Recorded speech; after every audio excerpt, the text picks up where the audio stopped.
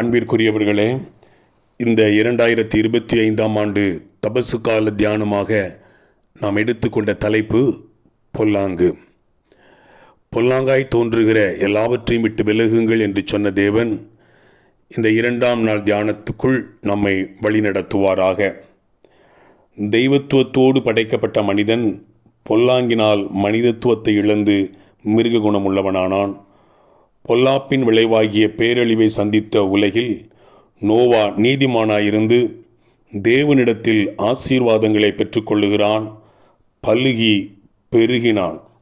ஆதியாகமம் 9ஆம் அதிகாரம் 1ஆம் வசனம், நீங்கள் பலுகி பெருகி பூமியை நிரப்புங்கள் என்கிறார்.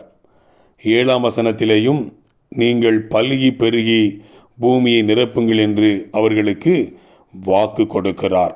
பிரியமானவர்களே, பேரழிவுக்கு பின் பல ஆயிரம் ஆண்டுகள் கடந்த நிலையில் பொல்லாப்பை குறித்தும் பேரழிவை குறித்தும் பயமற்று போயிற்று.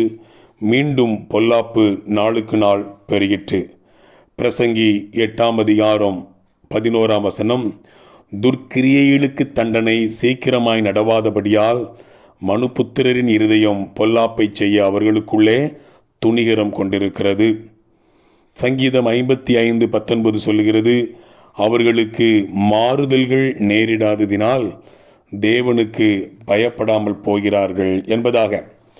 பொல்லாப்பு தேவ சமூகத்தை எட்டிற்று என்று வேதம் கூறுகிறது. ஆபிரகாமின் காலத்தில் சோதம் கொமராவின் கூக்குரல் தேவ சமூகத்தை எட்டியதாம். ஆதியாகமம் 19ஆம் அதிகாரம் 13ஆம் வசனத்தில், இந்த ஸ்தலத்தை அழிக்கப் போகிறோம், இவர்கள் கூக்குரல் கர்த்தருடைய சமூகத்தில் பெரிதாயிருக்கிறது, இதை அழிக்க கர்த்தர் எங்களை அனுப்பினார் என்று தேவதூதர்கள் சோதோம் கொமோராவில் வந்து நிற்கிறார்கள். கர்த்தர் சோதோம் மேலும் கொமோராவின் மேலும் வானத்திலிருந்து அக்கினியையும் கந்தகத்தையும் வர்ஷிக்க பண்ணி பட்டணங்களையும் குடிகளையும் பூமியின் பயிர்களையும் மற்றும் யாவற்றையும் முழுமையாக அழித்து போட்டதாக ஆதியாகமம் 19ஆம் அதிகாரம் 24ஆம் 25ஆம் வசனங்கள் சொல்லுகின்றன. இந்த பொல்லாப்பின் மத்தியில்தான் ஆபிரகாமை கர்த்தர் சிநேகிதனாக கண்டாராம்.